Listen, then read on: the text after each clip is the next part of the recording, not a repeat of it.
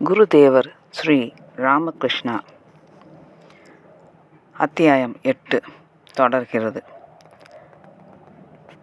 குருதேவர் கூறினார், உடலை சுத்தம் செய்யாததால் தலைமுடியில் தூசி படிந்து அது சடையாகி விட்டிருந்தது.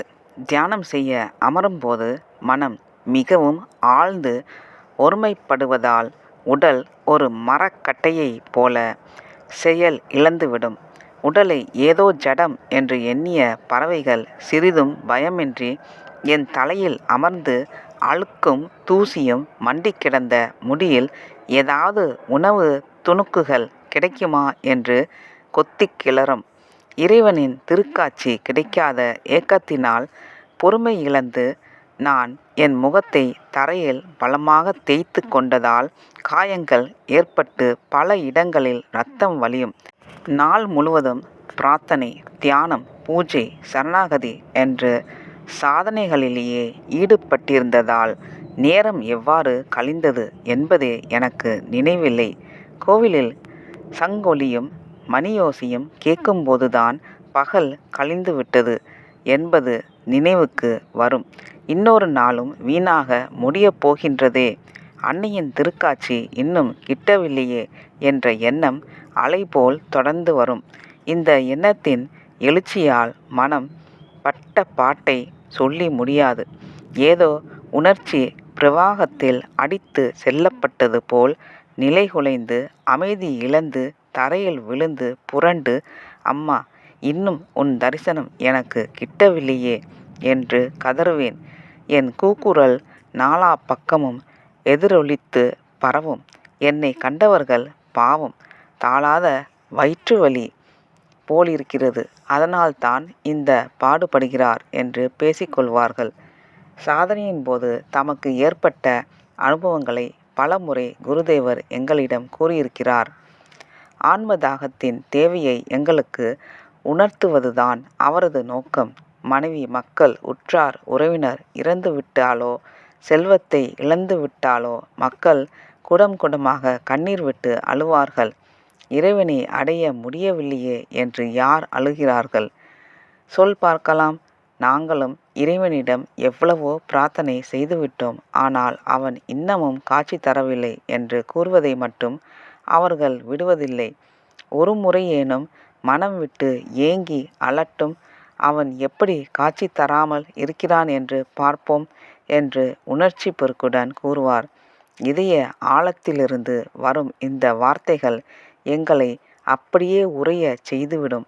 இந்த வார்த்தைகளில் உண்மையை அவர் தமது வாழ்க்கையில் உணர்ந்திருப்பதால்தான் இவ்வளவு ஆணித்தரமாக பேச முடிகிறது என்பது எங்களுக்கு தெளிவாயிற்று. 8.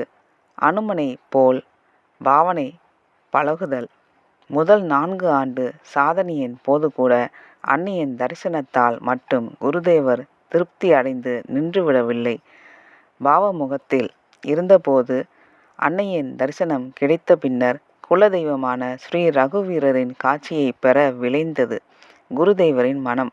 அனுமன் கொண்டது போன்ற வேறெதையும் வேண்டாத பக்தி இருந்தால் மட்டுமே ஸ்ரீ ராமச்சந்திரனின் தரிசனம் கிடைக்கும் என்று உணர்ந்த அவர் தாச பக்தியின் மூலம் இறைவனை அடைவதற்காக அனுமனின் அக உணர்வுகளை மனதில் வரவழைத்து கொண்டு சில காலம் சாதனையில் ஈடுபட்டார். இடைவிடாது அனுமனை சிந்தித்ததன் பயனாக அந்த காலகட்டத்தில் தன்னை அனுமனிலிருந்து வேறுபட்ட ஒரு தனி மனிதனாக காண அவரால் இயலாது போயிற்று. அந்த நாட்களை பற்றி குருதேவர் கூறினார். அந்த நாட்களில் நான் அனுமனைப் போலவே நடந்தேன், உண்டேன், மற்ற செயல்களையும் செய்தேன். வேண்டுமென்று அவ்வாறு செய்யவில்லை, தானாகவே அவை நிகழ்ந்தன. இடுப்பைச் சுற்றி ஒரு துணியை கட்டி வாள் போல் தொங்கவிட்டு கொண்டேன். குதித்து குதித்தே நடந்தேன். பழங்களையும் கிழங்குகளையும் தவிர வேறெதையும் உண்ணாதிருந்தேன். அவற்றை கூட தோல் உரித்து உண்ணத் தோன்றவில்லை. நாளின் பெரும்பகுதியை மரக்கிளைகளிலேயே கழித்தேன். பக்தி மேலிட்டால் எப்போதும் ராமா ராமா என்று கூவிக்கொண்டே இருந்தேன். வானரங்களைப் போலவே என் கண்களும் எப்போதும் ஒரு பரபரப்பான பார்வையை பெற்றன. விந்தை என்னவென்றால் என் முதுகுத்தண்டின் கீழ்ப்பகுதி ஒரு அங்குலத்திற்கும் மேலாக அப்போது வளர்ந்திருந்தது. இதை கேட்டதும் நாங்கள் குருதேவரிடம், இப்போதும் உங்கள் முதுகுத்தண்டில் கீழ்ப்பகுதி அவ்வாறுதான் இருக்கிறதா என்று கேட்டோம். அதற்கு அவர், இல்லை, அந்த உணர்வில் நான் முழுமை பெற்று மனம் அதிலிருந்து விடுபட்ட பின்னர் அந்த வளர்ச்சி சிறிது சிறிதாக குறைந்து முன்போலாகிவிட்டது என்றார். சீதையின் காட்சி 9. குருதேவர் தாசபக்தி சாதனை செய்த நாட்களில் ஒரு அசாதாரணமான காட்சி கிடைத்தது. முன்னர் கிட்டிய காட்சிகளிலிருந்து அது முற்றிலும் வேறுபட்ட புதுமையான அனுபவம். அது அவரது உள்ளத்தில் ஆழ பதிந்து எப்போதும் நினைவில் நிலை பெற்றிருந்தது. அவர் கூறினார், ஒரு நாள் பஞ்சவடியில் அமர்ந்திருந்தேன். தியானம் எதுவும் செய்யவில்லை. வெறுமனே உட்கார்ந்திருந்தேன். அப்போது ஈடிணையற்ற பிரகாசம் பொருந்திய ஒரு பெண் என் முன் தோன்றினாள். அவளது உடலிலிருந்து தோன்றிய ஒளியால் அந்த பகுதி முழுவதுமே ஒளி வெள்ளத்தில் ஆழ்ந்தது. நான் அந்த பெண்மணியை மட்டும்தான் கண்டேன் என்பதில்லை.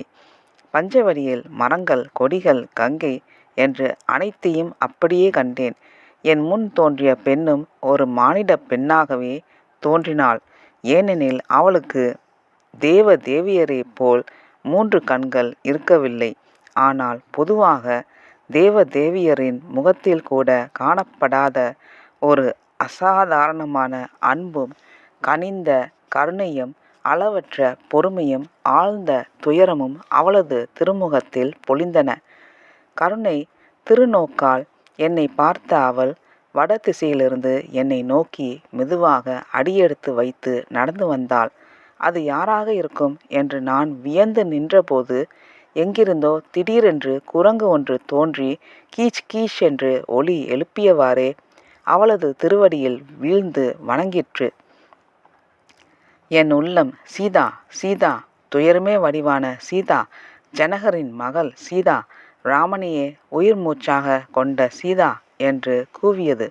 நான் மெய்மறந்து அம்மா, அம்மா என்று அழைத்தபடியே அவளது திருவடிகளில் வீழ்ந்து வணங்க முற்பட்டேன். அதற்குள் அவள் மிக விரைவாக நடந்து வந்து இதனுள் தம் சரீரத்தை காட்டி புகுந்து விட்டாள். வியப்பாலும் ஆனந்தத்தாலும் நான் சுய உணர்வை இழந்து சாய்ந்தேன். இதற்கு முன் தியானம், சிந்தனை எதுவும் செய்யாத நிலையில் இத்தகைய காட்சிகளை நான் கண்டதில்லை. துயரமே வடிவான சீதையை முதலில் கண்டதாலோ என்னவோ, அவளைப் போன்றே நானும் வாழ்க்கை முழுவதும் துயரங்களில் உழல வேண்டியதாயிற்று. 10. குருதேவர் பஞ்சவடி உருவாக்குதல்.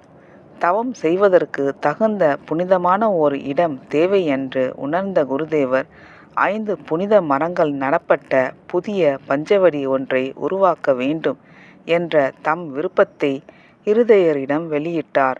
இருதயர் கூறினார், பஞ்சவடியில் அருகிலிருந்த சிறிய குளமான ஹம்சபுகூர் தூர்வாரப்பட்டு அந்த மண்ணை பழைய பஞ்சவடிக்கு அருகில் இருந்த தாழ்ந்த நிலத்தில் பரப்பி அந்த பகுதி சமநிலமாக்கப்பட்டிருந்தது. எனவே குருதேவர் எந்த நெல்லி மரத்தின் அடியில் அமர்ந்து தியானம் செய்வாரோ அந்த மரம் அப்போது இல்லை. அதனால் தற்போது சாதனை குடில் அமைந்திருக்கின்ற இடத்திற்கு மேற்கில் குருதேவர் தம் கைகளாலேயே ஓர் அரச மரத்தை நட்டார். ஆல், அசோக, வில்வ, நெல்லி மரங்களை இருதயர் நட்டார். அந்த இடத்தை சுற்றி துளசி, அபராஜிதம், இன்னும் பல செடி கொடிகளும் நடப்பட்டன. ஆடு மாடுகள் அந்த இளஞ்செடிகளை அழித்து விடாதிருக்க கோவில் தோட்டக்காரன் பர்தாபாரியன் உதவியுடன் வேலியும் அமைக்கப்பட்டது. இதை பற்றிய விவரம் பின்னர் தரப்பட்டுள்ளது.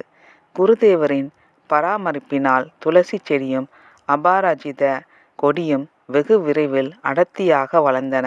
அங்கு அவர் தியானத்தில் அமரும்போது வெளியிலிருந்து யாரும் அவரை பார்க்க முடியாத அளவுக்கு அவை காடு போல வளர்ந்து விட்டிருந்தன. 11. உடயோக பயிற்சி.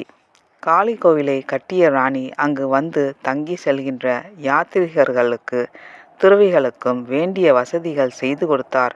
இதை பற்றி கேள்விப்பட்டவர்கள் புரி, கங்காச்சாகர் போன்ற புண்ணிய தலங்களுக்கு செல்கின்ற வழியில் அங்கு வந்து ஓரிரு நாட்கள் தங்கி செல்லலாயினர். மகான்களும் சிறந்த சாதகர்களும் தட்சிணேஸ்வரத்திற்கு வருவது வழக்கம் என்பது குருதேவர் கூறியுள்ளார். இவர்களுள் ஒருவரின் அறிவுரைப்படி குருதேவர் பிராணாயாமம் போன்ற ஹுடாயோக பயிற்சிகளை செய்ததாக அறிகிறோம். ஒரு நாள் ஹலாதாரியை பற்றி பேசி கொண்டிருந்த போது குருதேவர் இதை தெரிவித்தார். ஹுடயோகத்திற்கு பயின்று அதனால் ஏற்பட்ட விளைவுகளை அறிந்திருந்த அவர் எங்களை அந்த பயிற்சியில் ஈடுபட வேண்டாம் என்று தடுத்தார். சிலர் அவரிடம் ஹுடயோக பயிற்சி பற்றி அறிவுரை கேட்பதற்காக சென்றபோது அவர் இக்காலத்திற்கு இந்த பயிற்சிகள் ஏற்றவை அல்ல. கலியுகத்தில் வாழ்நாள் குறுகியது. வாழ்க்கையும் உணவை அடிப்படையாக கொண்டுள்ளது. ஆகவே ஹுடயோக பயிற்சிகளில் ஈடுபட்டு உடம்பை தகுதியுடையதாக்கி ராஜயோகத்தின் உதவியுடன் இறைவனை அழைப்பதற்கு நேரம் எங்கே உள்ளது? ஹுடயோக பயிற்சிகள் ஒருவர் செய்ய விரும்பினால் யோகத்தில் நன்கு பயிற்சி பெற்ற குருவுடன் தங்கி நீண்ட நாட்கள் பயிற்சி பெற வேண்டும். உணவு போன்ற விஷயங்களில் அவரது உபதேசப்படி கடுமையான நியதிகளை கடைபிடிக்க வேண்டும். நியமங்களிலிருந்து சிறிது வலுவினால் கூட உடலில் நோய்கள் ஏற்படக்கூடும், ஏன் மரணமே நேரலாம். எனவே இந்த பயிற்சிகள் அவசியமில்லை. மனதை அடக்குவதற்காக தானே மூச்சை கட்டுப்படுத்த பிராணாயாமம் செய்ய வேண்டி இருக்கிறது. ஆனால் பக்தியுடன் தியானம் செய்தால் அதன் மூலமாகவே படிப்படியாக மனம், மூச்சு இரண்டும் தானாகவே கட்டுப்பட்டு விடுகின்றன. கலியுகத்தில் மக்களின் வாழ்நாளும் குறைவு, ஆற்றலும் குறைவு. அதனால்தான் கடவுள் எல்லையற்ற கருணை கொண்டு தம்மை அடைவதற்கான வழியை எளிதாக்கி உள்ளார். மனைவியையோ மக்களையோ இழக்கும்போது உண்டாகும் துயரமும் ஏக்கமும் கடவுளை காண்பதற்காக ஒருவனுக்கு ஏற்படுமானால் அந்த ஏக்கத்துடன் அவன் ஒரு நாள் முழுவதும் கடவுளுக்காக ஏங்கி அழுதால் இறைவன் அவனுக்கு காட்சி அளித்தே தீருவான். 12. ஹலாதாரி கொடுத்த சாபம்.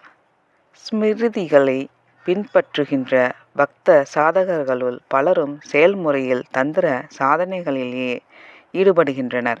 வைணவ பிரிவை சேர்ந்த அத்தகைய சில சாதகர்கள் பரகிய பிரேம சாதனைகளை செய்கின்றனர். இது பற்றி வேறொரு இடத்தில் விரிவாக சொல்லியிருக்கிறோம். வைணவ நெறியில் ஈடுபாடு கொண்ட ஹதாதாரி ராதா கோவிந்தர் ஆலய அர்ச்சகர் பொறுப்பை ஏற்ற சில நாட்களுக்கு பின் இரகசியமாக பரகிய சாதனைகளில் ஈடுபட்டார். இந்த விஷயம் மெதுவாக பரவியது. பலரும் இது பற்றி ஒளிவு மறைவாக பேச தொடங்கினர். ஹலாதாரிக்கு வாக்கு சித்தி இருந்தது. அவர் எது சொன்னாலும் அப்படியே பலித்துவிடும்.